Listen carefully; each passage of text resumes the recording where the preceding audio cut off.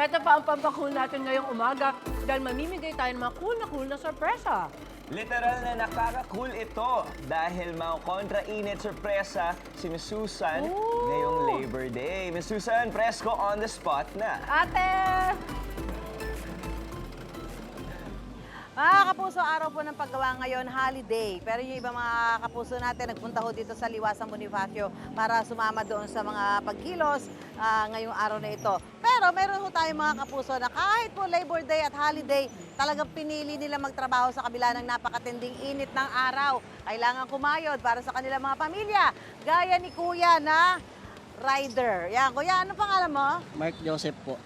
So, ang init ng panahon, ano? Paano yun? Hindi ka ba nahihirapan sa trabaho mo? Hindi naman po, pero kailangan po kasi kumayod eh. Talaga? Ano ginagawa mo para hindi ka naman masyadong mainitan? Ano po, minsan sumisilong na lang po. Sumisilong ka Wala lang? pong booking, ganito, nakasilong lang po. Ah, talaga. Ayan, at dahil nga po si Kuya, ito meron kami bibigay sa iyo, Kuya, na tumbler. Ayan.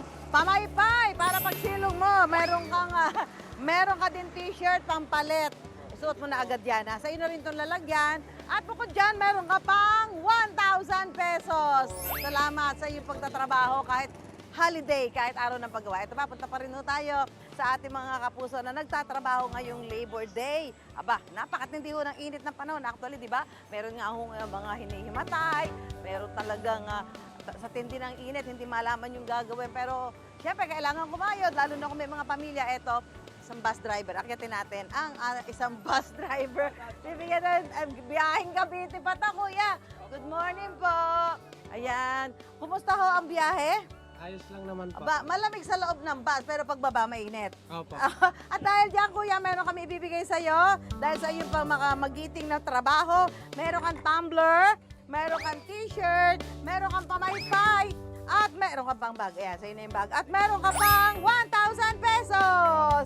Salamat, Kuya. Ingat sa pagmamaneho. Yeah, mga kapuso. Ay, dasma, tagay tayo. Babalik mo kami. Back to studio. Wait! Wait!